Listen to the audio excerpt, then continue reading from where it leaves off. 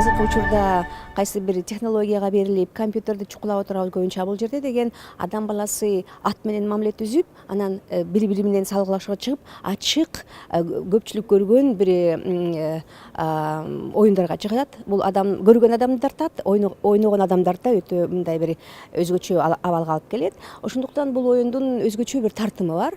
Муну биз эмес, муну Афганистан сунуштайын деген, муну казак бордош элибиз да сунуш кылалы деп жүрүшкөн. Бирок ушул тагдыр буйрук болуп кыргыздар биринчи киргизишти.